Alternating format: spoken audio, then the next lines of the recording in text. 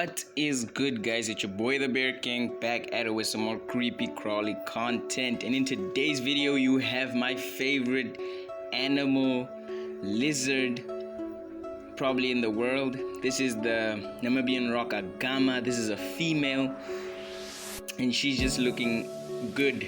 She's not looking great because obviously it's nighttime and they're cold-blooded, so once they heat up in the morning they look beautiful, stunning, with a beautiful yellow head. And the males have this red tail with this orange tail with this orange head coloration that is just mesmerizing, and with the black body, as you can see. The females have the yellow head and the juveniles as well, and then once the males reach sexual maturity they change from yellow to orange, and then the tail changes as well.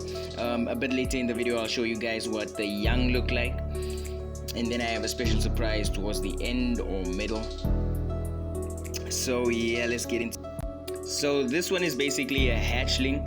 I caught it late afternoon when it starts cooling down and they're getting ready to sleep and all that, because during the day they're just too skittish when they're all warmed up and all of that. But you can still see the beautiful yellow head and the black body. Okay, but it's usually blacker than this or darker than this. It's just because it's getting close to shedding, that's why it looks a little bit grayish. Don't worry, I'm not holding it too hard.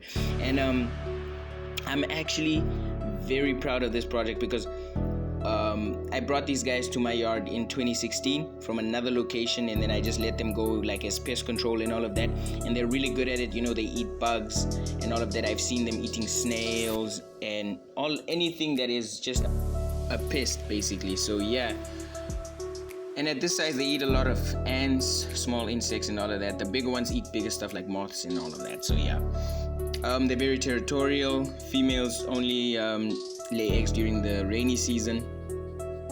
Males set up territories during that period, and I've actually seen a lot of males fighting and all of that, but I couldn't get that on video because their fights, they are all over the place, and then once you get close to them, they just scatter. But it's actually really fun to watch them. And yeah, these guys don't hibernate. They're out and about all year round. You just see them less, because you'll see them, you just don't see them as much as you will during the summer, and that's just because they're trying to find the warmest place to relax and all of that, because it's winter. And then that's also because they're less active, because there's not as many insects available during that period. Yeah, so these guys live in a lot of different habitats. They can live in extremely woody areas. They can also live in rocky areas and all of that, and they're just cool, man. I love them. I wish I could keep them as pets actually, but I can't. It's illegal. So females actually dig a little hole in the ground, and then they lay their eggs, and then they cover it up.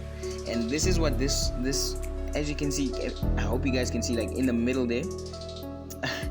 And don't mind the angle, I had to take this when I was in the toilet because, like I said earlier in the video, they're completely skittish. They will just stop everything they're doing and just run away.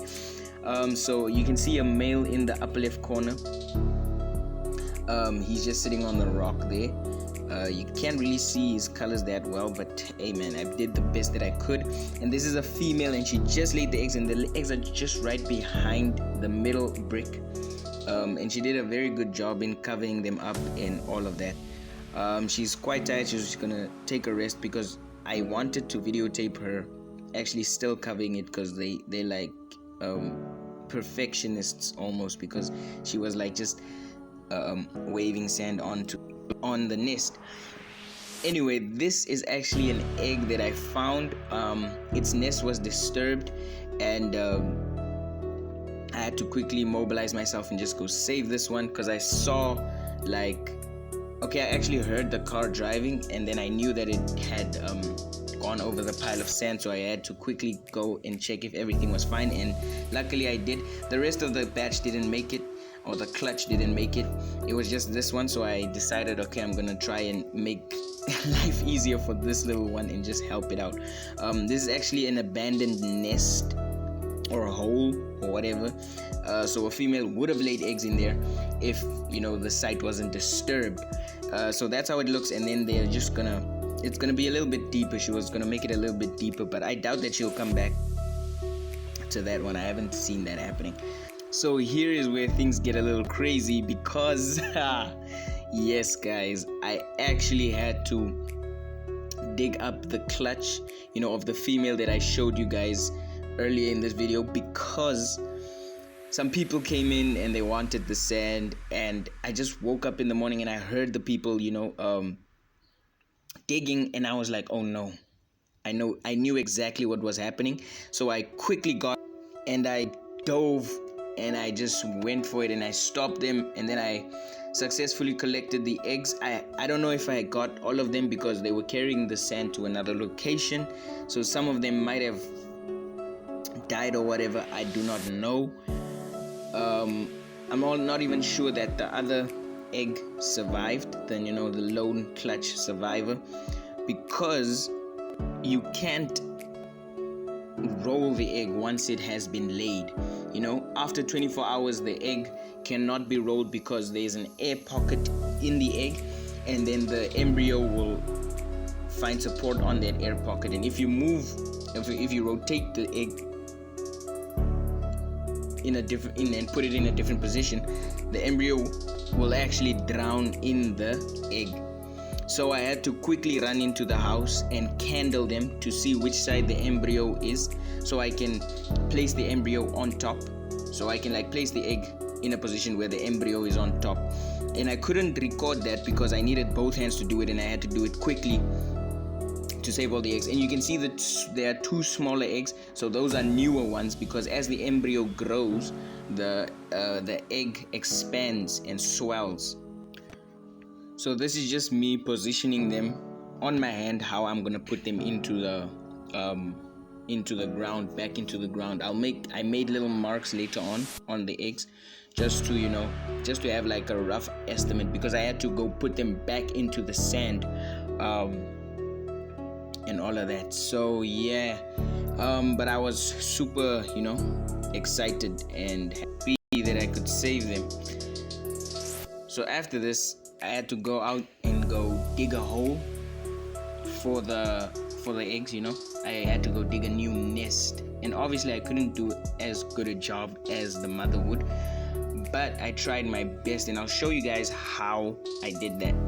I won't show you the digging process, but I'll show you how the hole actually looked and all of that. So this is actually how it looked, and that's them in there. So after I could dig the hole and all of that, and I was so relieved that they didn't deflate and start getting when the eggs die, they get this weird shape to them. They're not as round, so I had to quickly do that, and I made a separate hole for the little ones, just in case, because if you add a rotten egg into the batch or the clutch, then all of them are gonna get moldy and rot and die. So I had to make sure that I made sure that none of them, I didn't put any dead eggs with the healthy eggs. So I put these little 3 into a separate hole, and this is me digging. That's the shadow of my dreads.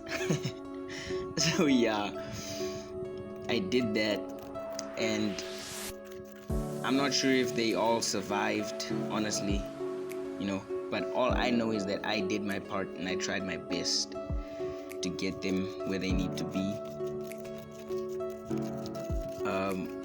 Yeah, and that was that, guys. So right after this, I had to leave though, so I'm not sure if they survived or not. I had to leave for Cape Town, so I just kept my fingers crossed the whole time, basically, but I'm sure they did. And yeah, thanks for watching, guys. Like and subscribe, share if you know anyone who likes creepy crawly content, and yeah, stay safe out there.